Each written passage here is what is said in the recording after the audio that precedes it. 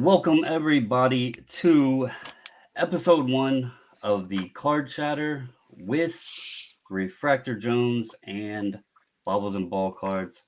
Hope you all are doing well. How are you doing today, sir, Mr. Refractor? I'm wonderful, sir. How are you?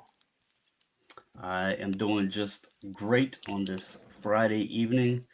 The week is winding down. Um, This is something me and Refractor have spoke about doing for a while. We're going to take this chance for episode one to kind of give an intro about who we are, lay foundation. So any of our audience members that may listen now or in the future know where the opinions are coming from and a bit about who we are and that way you kind of know the information you're getting and who it's coming from. So Refractor, I will let you go first, sir, and then I will share a bit about myself. All right. Well, Refractor Jones, 40 years in the hobby, and of course, a hobbyist first and foremost. Uh, I I have a deep passion, of course, for refractors, and that's been ever since '93. um, so 40 years in the hobby. Obviously, you mentioned 93. That is a significant Hmm. year for you. As most know, and correct me if I am incorrect here, but that would be the birth of the refractor, which was kind of the birth of Refractor Jones, right? Yes, sir. As far as YouTube was, because I did YouTube videos way back then also, and it was funny because I did it with my youngest daughter, and we would do refractor of the day back then because I was always getting refractors in the mail, and we would play and do small little YouTube videos just for ourselves, and we would throw them out there. And to this day, I have no idea where the heck they're at. They got to be out there lost somewhere in YouTube land, but there's there's some there's definitely a ton of them out there because we used to do one almost every single day. So, Yeah, those. I think it's interesting to see the scope of where we are in the hobby today, because obviously, things have evolved and changed a lot since the late '90s. Many people in the hobby today weren't even born when eBay initially was introduced into the hobby. And you mentioned getting refractors in the mail, and it's funny to speak to people who really haven't been into the hobby that long, or even using eBay that long, or familiar with it, because they look at you like you're silly if you tell them that you used to actually pay. You would send like dollar bills and quarters and coins in the mail to someone to pay for your eBay purchase, and you had to wait for that to arrive to them, for them to get your payment or a check. Like people used to pay with legit personal checks, and you would have to wait for the check to clear, and then they would send you your card out. So there was a lot of stuff with the pandemic, year and everything, where people were the postal service was slow, but it used to be just natural nature that it could take a long time to get your purchase, and you had to trust people back then. So, yeah, um, yeah, and definitely because for me it was always using a postal money order because that was a yep, guarantee that they were going to take that money right away and they were going to say, okay, hey, we're not going to put a hold on his check, or or if he's deciding to sending us a cashier's check for whatever the amount is, we don't have to hold it. Postal money order always worked. It was $1.10, and it was the best $1.10 I ever spent. yes. So definitely, the landscape has changed since the '90s. You mentioned 40 years in, so do you happen to remember? And I actually get sad sometimes when I hear people that do content and everything. It always is amazing to me, folks that have that memory of their first pack that they opened. I know there's a very important card in your collection being a Pete Rose, and you still remember the story to this day on that. I unfortunately, I don't know if it's just I have, and I don't want to use this as or go in down this rabbit hole, but I suffered a grade 3 concussion, and I don't know if part of that is issues with my memory. Um, Hmm. but sometimes I can forget what I did yesterday. So I feel that it's a blessing when folks are able to share those stories. I remember certain points of different times throughout my hobby life cycle, but I'm amazed when people like can specifically remember that impact of that first pack that they opened. Do you have that memory?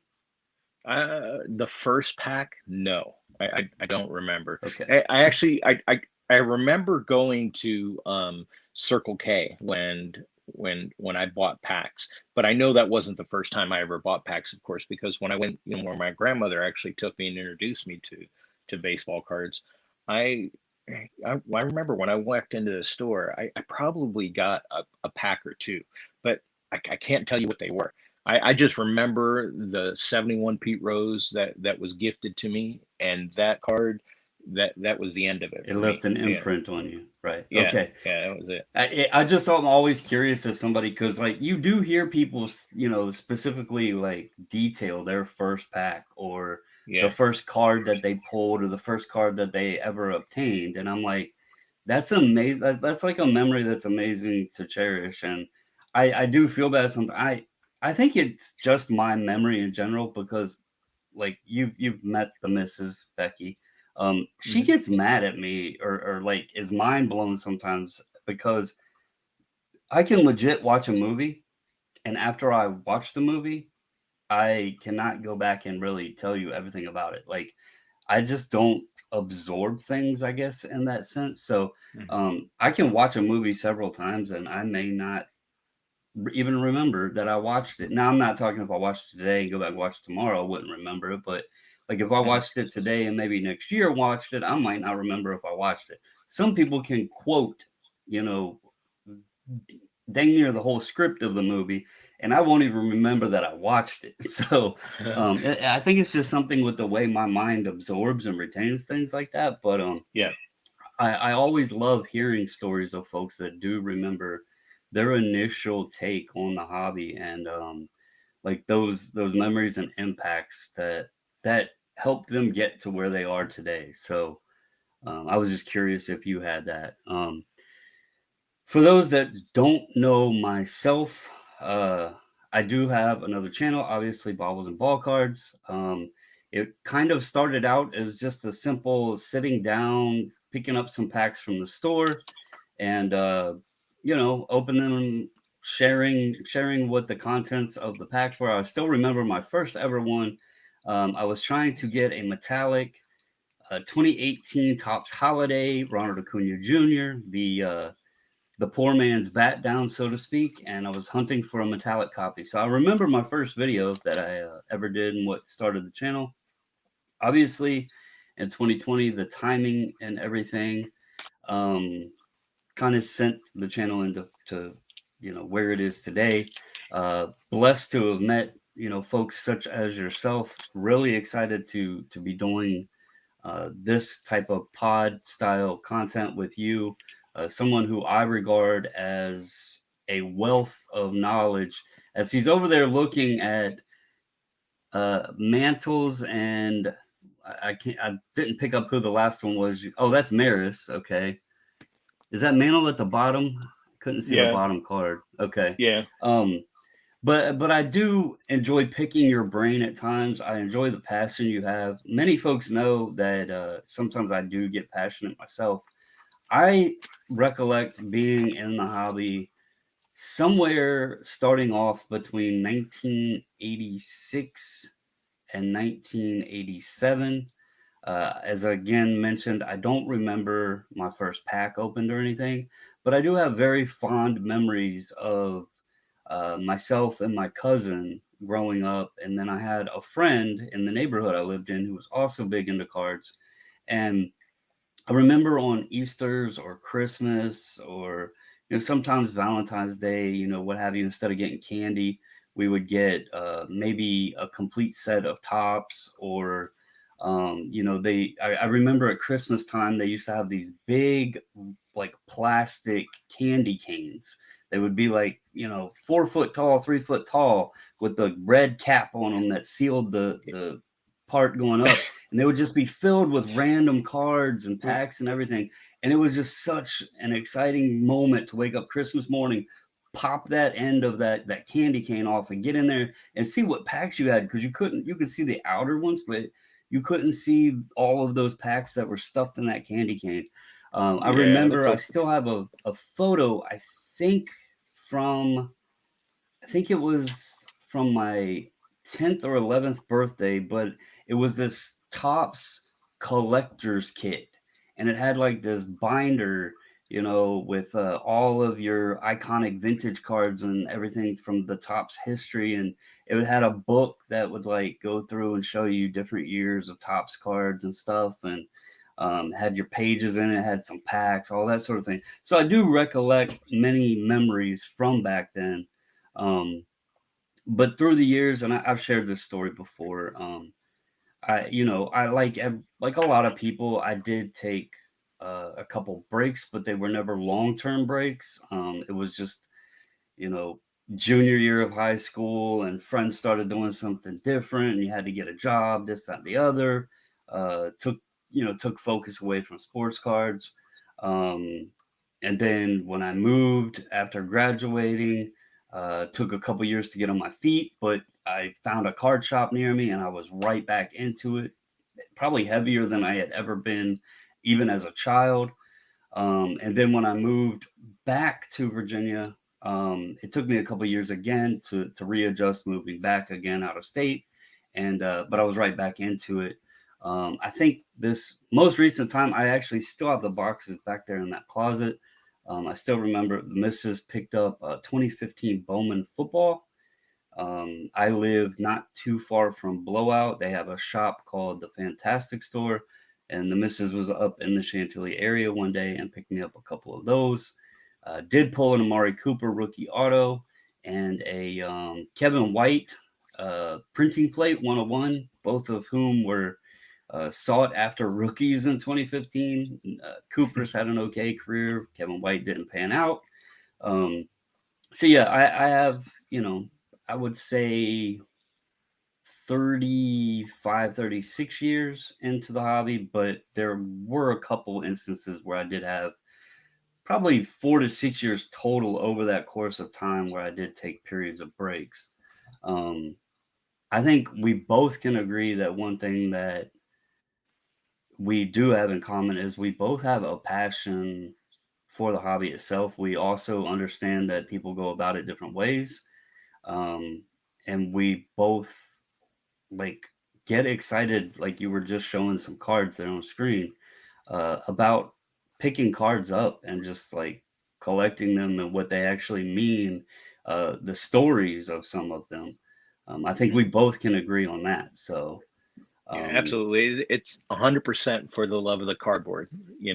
For me, it's always been for the love of the cardboard. It's never been about the money, for me. Although that's changed a lot, unfortunately for a lot of people. yeah, and I think I think it's a topic, and I actually was kind of talking with someone earlier today, because there has been some kind of I don't know what you want to call it right now, but I guess you would say like multitudes of differences and opinions recently, and I don't know if this is like a natural occurrence coming out of the national. We're what 3 weeks removed now from the national. I don't know if folks like they seen this happen there, and so now they're speaking on certain topics, or if it's just a natural occurrence because of things they've seen. I don't know. Um, I am one, and sometimes people say I'm at fault for this. Um, obviously, I'm not financially capable to just continue buying, buying, buying cards without the need of selling cards. But also, I don't look at cards as solely a financial aspect, if that makes sense. I do Sure. find there's a difference in wanting to do this. Um, as I think we define the term the hobby. too generalized Mhm. because it's not a hobby for everybody. Um, when people start, and I think you would agree with this, when people start marketing the cards and looking at them as assets, I've never really heard a stock trader say it's a hobby for them. That's when it becomes more of a business side. Sure. And you hear that all too often as well. I'm a sports card investor.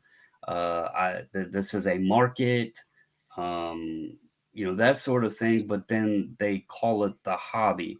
So I think that's one issue that we have right now is that the term the hobby has become too generalized, and there's a big mix of business and pleasure within sports cards right now. Mhm.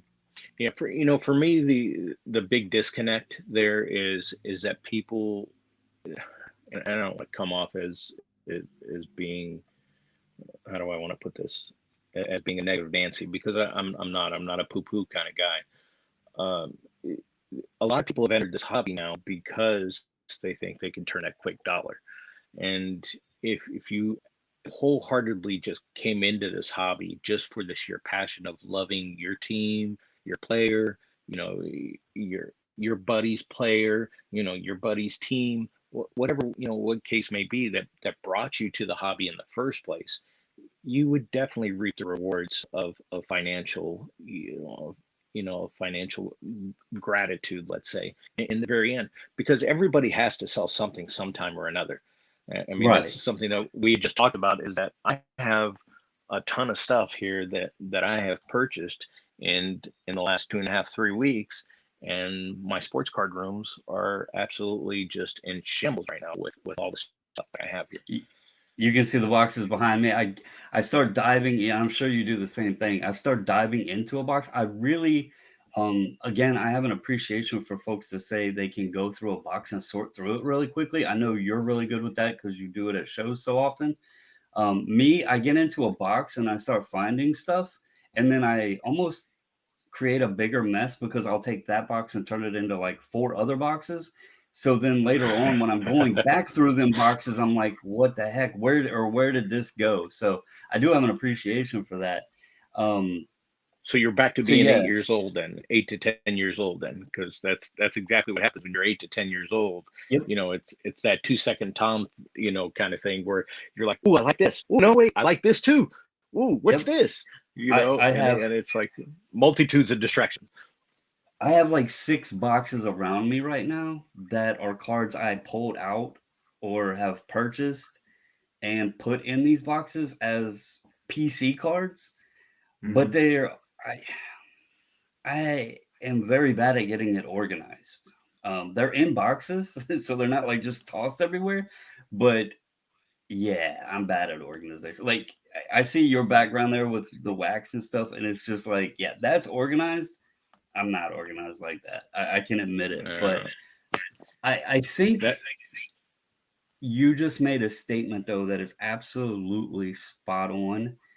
And if people actually dove into that statement and understood the direction you're coming from with it, and the statement I'm meaning is if you look and focus more on a favorite player or a favorite team or something like that, you can still reap the rewards. You don't have to go chasing, trying to find that next flip.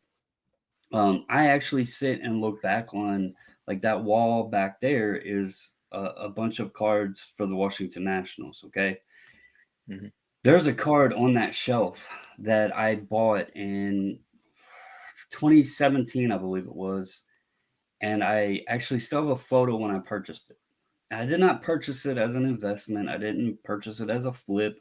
I purchased it as a project that I was working on. And that was I wanted to build the Washington Nationals starting lineup in their first Bowman cards in a BGS 9 or better. That was my project. And The reason, obviously, for BGS is because PSA didn't have, at that time, they weren't the ones people sent all their ultra modern stuff to. So I could find the stuff easier in BGS. But I Right. bought a Max Scherzer Bowman Chrome rookie refractor and a BGS 9 Ooh, I need with that. no intent that it was going to go up, with no intent that it was going to be an investment or anything like that, simply to fill a spot in the collection I was building. I paid Right. $12 for it. That card is approximately $300 or $400 today. Hmm. That's exactly to the point, as you said. If you want to go further than that, I am sure kids in the 50s, when they were collecting their Mickey Mantles and everything, they were just enjoying Mantle or Willie Mays or Clemente or whomever because that was the team they enjoyed or the player they were checking the box score of in the newspaper. And they had zero interest because, I mean, not to negate the Beckett or eBay or anything like that. You actually mentioned you worked for Beckett as a pricing analyst, but they didn't have that value attachment to those cards. They were collecting it because it was players they enjoyed. They never Yep. expected today that those cards could potentially be thousands of dollars simply No. because they enjoyed Mickey Mantle or Willie Mays or Hank Aaron or whomever. So And I, hence I I why the think you condition were is so poor out there right now, right. with a majority of vintage that's out there. Because anything that's high value is pretty much already locked up in long-term collections. You're not going to see, it's very far and few between before you find a black, the Black Swan collection or anything Oh similar to yeah. that. It just doesn't happen. It happen? Yes, but it just doesn't happen. For the majority, it's stuff it's VG grade, it's well loved, and that's okay because it tells a story like your collection. It also is a significant um I don't know how I want to put this. It shows the longevity from what those players meant to not just the history and sports cards, but sports in general. Because let's face it, I never watched Mickey Mantle play or Willie Mays or Jackie Robinson or any of those. And I collect Right? Neither did ultra I. modern, I collect modern, but I also really love and appreciate vintage, and many folks do. I'm not buying this stuff necessarily for value purposes. I am buying it because, and I think many others are the same way, or we would never speak on the term nostalgia.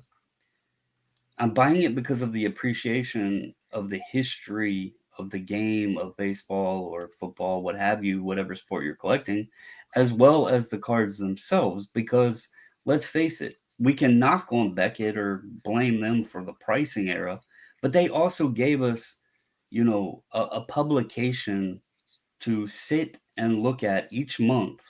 And they were showing us kids, as kids, cards that at that time we sometimes only seen in those magazines.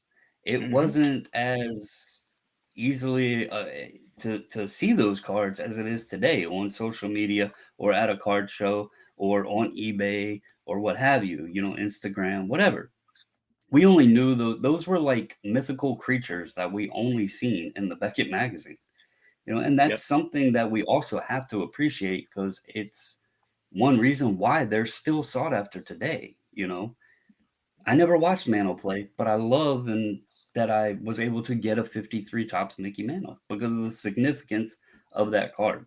So I'm sure you have ones. I know you have a dragon that you would like to slay as I guess you could call it a grail for you. Um, Yeah, but um, I can't do it. As much as I want that Satch, I'm not going to get it. It's that Satch leaf rookie in it, and honestly, if I feel that I get that card, my collection's done. It's complete. So it because I don't want to be is it complete. is it complete because it's the last piece to the puzzle that you want? Because just to be clear, it wouldn't be complete because that would mean you have just everything, but it would be complete because it's the last piece that you want or has eluded you? Yeah, well, it hasn't because it's eluded me, because it's been, presented to me a couple times to where I could have purchased it, and of course I had the financial means to do it, but I didn't because I didn't want that disappointment, because I didn't want that high of buying the card, having the card, and then coming down off of that high. I always want to still be able to chase that card, even though now I could still buy that card tomorrow. I could buy it here 5 minutes from now. I still want to chase that card for the rest of my life. And it's the one piece that I've asked my children to make sure that it lays on top of me the day that I'm no longer going to be here. Please put that card, in my hand so I can say that I own it. Otherwise, So, I don't want to get it right now. I don't. I just don't want to get it. so I know that is the card because we've discussed this actual before, and we actually have had the pleasure to send two of them in for somebody. What is that card significance within your collection? Like, why is it the The final whole, piece to complete that puzzle, so to speak? you know, for me, it's the holy grail, in my terms of collecting, because of course I always loved the Negro League players and a lot of Hispanic players, which of course I'm Hispanic, and a lot of Hispanic players went to play in the Negro Leagues. So for me, it was just a solid piece, and I loved, his barnstorming teams. One of my favorite movies that doesn't get recognition is Bingo Long All Stars, and it's basically about the Indianapolis Clowns and Hmm. how Satch, played in the Negro Leagues, and how he barnstormed, and how he went from city to city, and sometimes pitching So, 3 games in a day. So he's always been that unicorn for me, and I've always just loved him. And of course, he passed away, just before I was born. So, did I ever get to see him play? No, of course, but he was that guy that always just fascinated me. And I have some cut signatures, I have some stuff like that, but I don't have that the leaf rookie, and I'll have it someday, but it'll be the day that I check out. So so that until that that then, was what I was like. I wanted to give a paint a bigger picture for because it's not you saying, "Well, if I get this card, I have everything." Like that's not the completion of the puzzle for you in your collecting aspect. Getting no, that card would significant. It would signify completion of a player that you had massive respect for, a card that you have massive respect for, in sense of who you really like have a major appreciation for in terms of the history of the game, which is what I was discussing earlier. Yes, the sports card industry is based around these pieces of cardboard and having a love for the cardboard, but there's also a higher connection to that with your love and passion for the history of the sport itself. yeah, So, Satchel I Paige would am have, so. I'm sorry, I didn't mean to cut you off. I'm so jealous of people that lived in that era. I would love to go be able to just sit in one of those grandstands and just be that fly on the wall and just watch a game. yeah, It and it would and it would be amazing. I actually like can 100% connect with what you're saying because as many know, I personally have really taken pride in building a Jackie Robinson collection. Hmm. And it's not high grade, it's not the most valuable copies out there. But I feel the significance of Jackie Robinson in not only sports history, but in American history in general. It is much bigger than the game itself. It's much bigger than the cardboard. And again, like you said, I wasn't around to experience it, but it's something to look back on and to pass on. We both have children, and eventually one day the legacy will be passed on. So I think this has been a good episode one. We will wrap it up here. I hope you all enjoyed this. There will be many more episodes to come. Refractor, any final thoughts? You know, my only thing that I do want to just um, and let me see. Let me put this in proper etiquette way. Take an old vintage card, hold that old vintage card, smell that old vintage card, appreciate that old vintage card. That's it. That's all you need, and you're hooked Yeah. because nothing that's made today can compare to what was made back then. And and I also want to add with that, to just make sure all listeners know, we are not just two grumpy old men that's going to sit here and say if you don't collect vintage, you're doing sports cards wrong. There is just there's something about those old pieces of cardboard that really like gives you a love and appreciation and passion for the history of the sports and of the sports cards in general. It doesn't. You could go pick up a common of an old '50s baseball card. It doesn't have to be a Mantle or a Clemente or Mays or Hank Aaron, anything like that. Just go pick up an old piece of cardboard, and it will like just suck you in to know that there was a story behind that card. And the fact that it still exists today, because many times today, what is lost in the fact of these, somebody will go out and buy a 2022 product, they'll open it up, and everything in it is, if everybody's hunting for the hit, but yet there's Yeah, cards out there that are over 100 years old, were of guys that were really not great in the sport they played. But those right. cards were significant enough to those owners back then. They have Mhm. lasted and have stayed, you know, in existence for 100 plus years. So there's just a story there, and like he said, even the smell and the feel of those cards, it just something about it, and it draws you in. So thank you for Yeah, that. Thank you everybody out there. Stay tuned. More episodes to come. As always, we appreciate all of you and hope you have a wonderful day.